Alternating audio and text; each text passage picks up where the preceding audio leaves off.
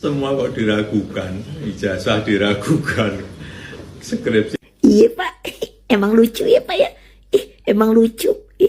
Masa Rioni diragukan, ijazah diragukan, foto Bapak yang berbeda di ijazah itu juga diragukan. Emang lucu Pak.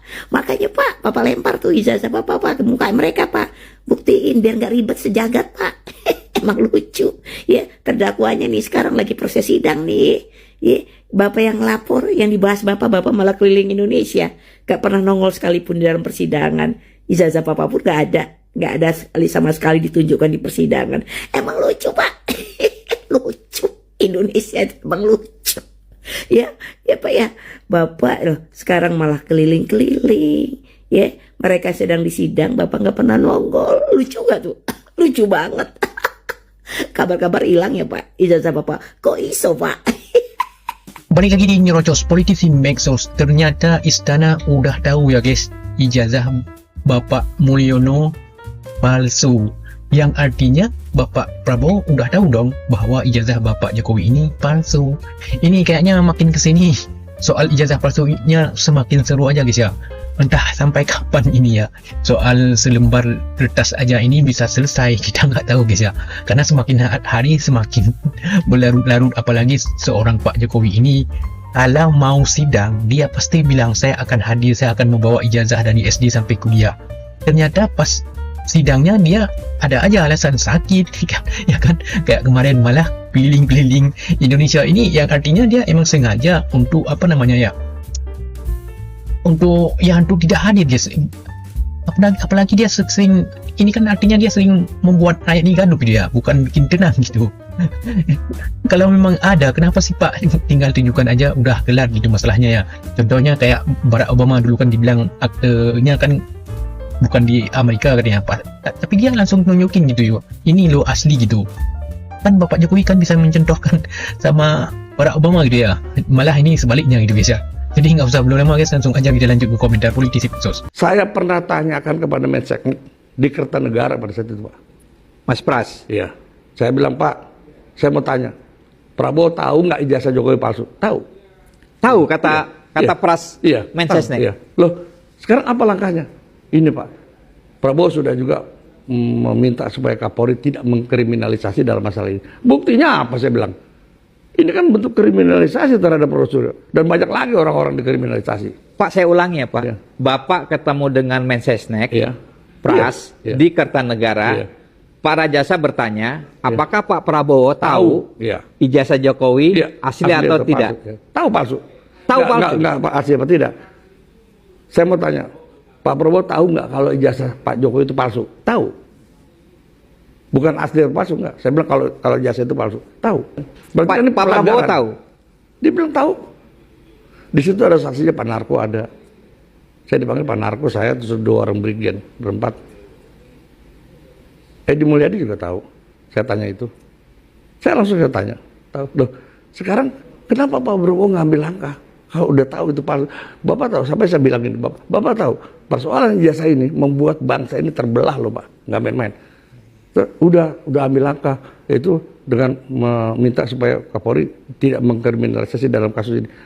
Saya bilang, bagaimana nggak mengkriminalisasi? 2 orang ditangkap gimana sih? Bilang, udah 2 orang sebelum ditangkap ya.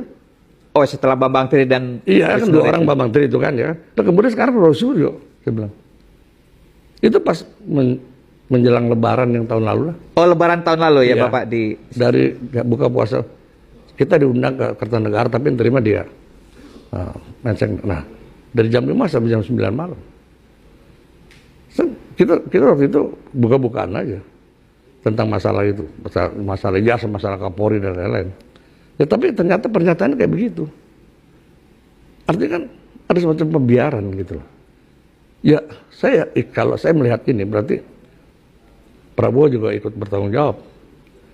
Kira-kira sebagai pakar intelijen kan pasti presiden melakukan sesuatu atau tidak melakukan sesuatu kan ada alasannya kan. Iya. Kira-kira alasan apa Pak Prabowo, presiden kita, membiarkan ini bergulir? Loh, kalau menurut saya, ya kan, apapun alasannya, presiden membiarkan ini satu langkah yang nggak benar, satu langkah yang dikatakan membiarkan hukum ini, ya kan, mengkriminalisasi rakyatnya. Jadi apapun alasannya, nggak benar, udah gitu aja. Nggak usah ungkap di sini, ini internal. Banyak eksternal yang juga ada di ruangan ini. Kita lihat nanti di 2029. Kita lihat nanti hasilnya seperti apa. Asal kita bekerja keras semuanya, kita bekerja besar-besar semuanya, saya yakin PSI akan menjadi partai besar. Nih ya nih, kalau orang itu udah nggak bisa diem, siap-siap dah lo. Habis Pak Prabowo Gibran, habis Gibran Kaesang, habis Kaesang Janetes, siap-siap aja lo. Makan dah tuh tai.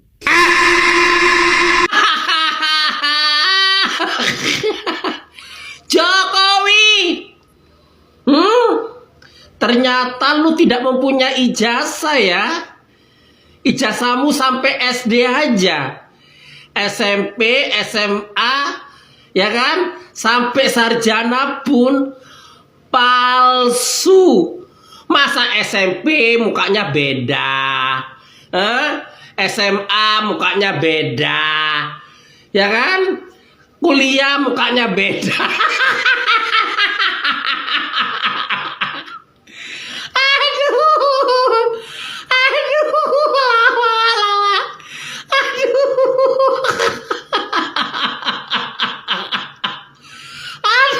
Bener-bener raja ngibul.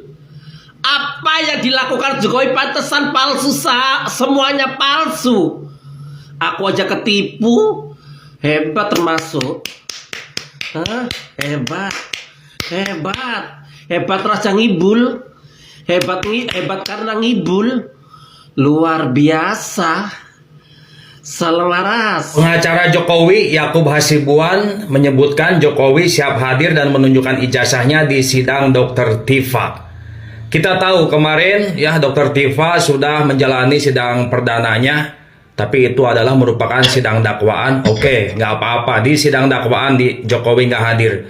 Tapi di sidang lanjutan, nanti di sidang tahap pembuktian, kalau sampai Jokowi tidak datang, maka saya tidak yakin kalau Jokowi itu mempunyai ijazah asli.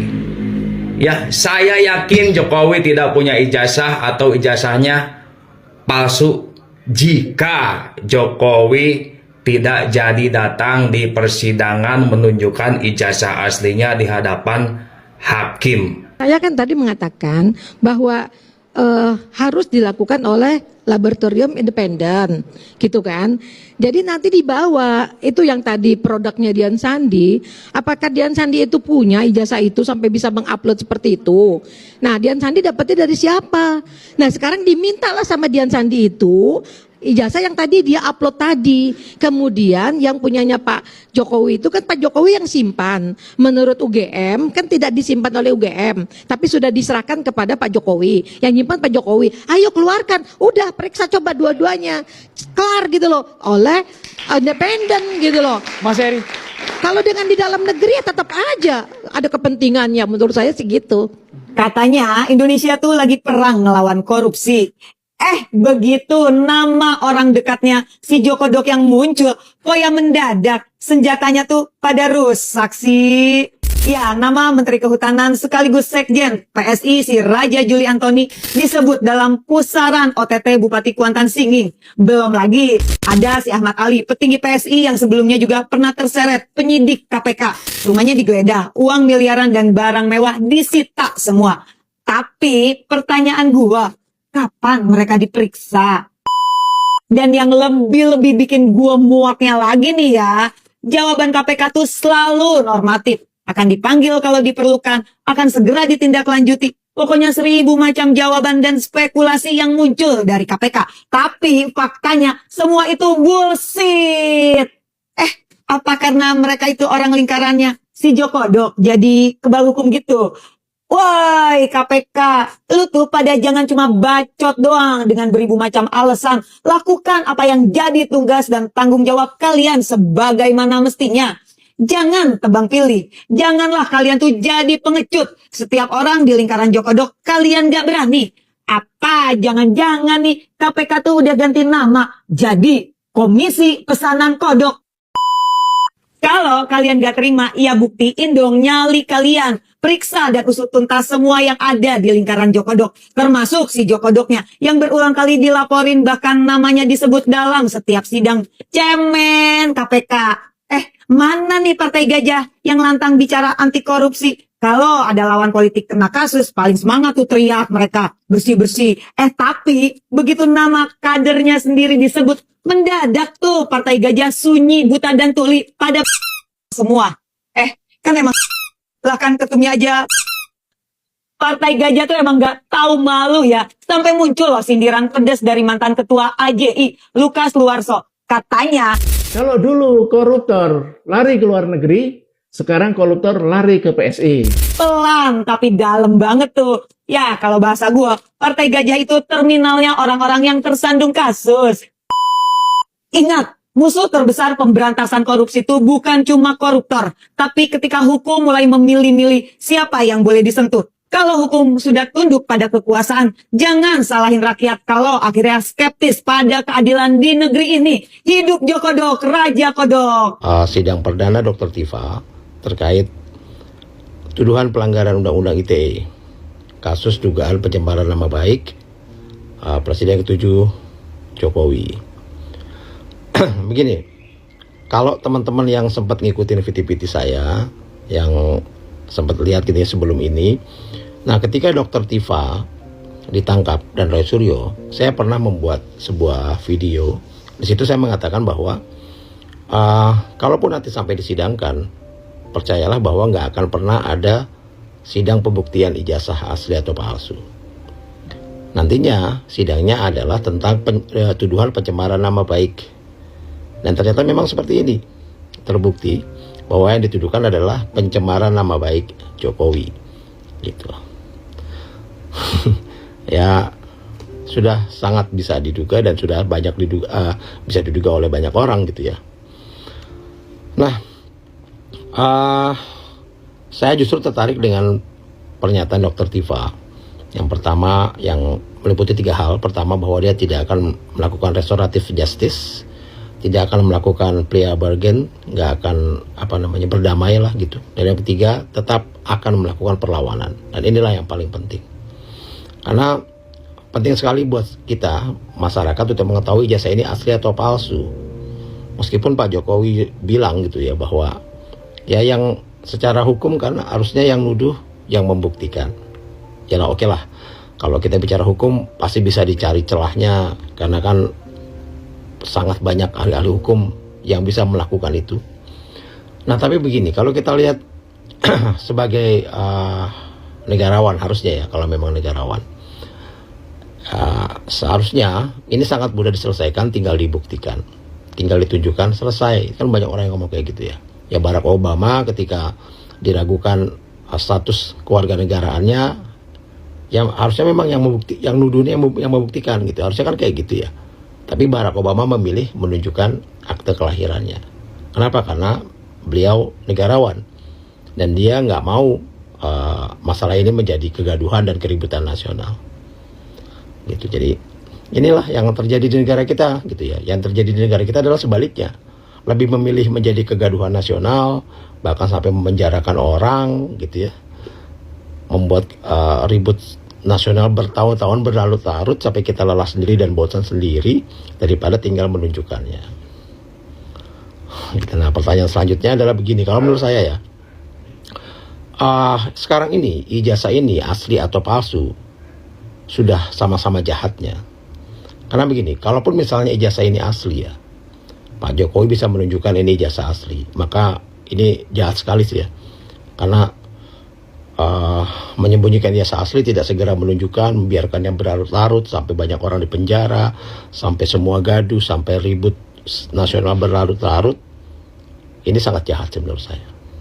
Nah, kalaupun misalnya akhirnya ijazah ini memang terbukti palsu, maka ini akan lebih jahat lagi. Karena bagaimana bisa ijazah palsu digunakan menjadi alat untuk memimpin negara, dari wali kota sampai presiden 2 periode. Nah, pertanyaan selanjutnya, jadi untuk apa sih masalah ijazah ini dibuat serumit, seribet ini, dan seberlarut-larut ini?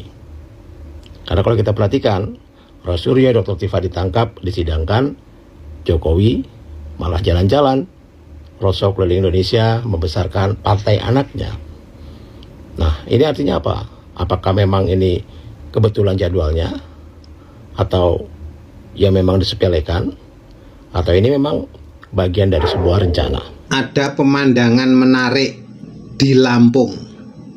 Bukan konser, bukan pesta politik, tetapi emak-emak turun ke jalan dengan gamis hitam membawa spanduk sederhana, tunjukkan ijazahmu. Lucu? Tidak. Justru inilah ironi demokrasi.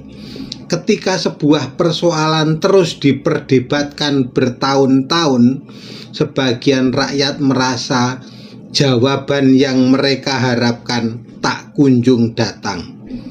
Yang turun bukan elit, bukan profesor, bukan politisi, tetapi ibu-ibu. Mereka datang bukan membawa proposal, mereka membawa pertanyaan, dan pertanyaan itu terus bergema. Kalau semuanya memang sudah jelas, mengapa polemik ini tidak pernah benar-benar selesai?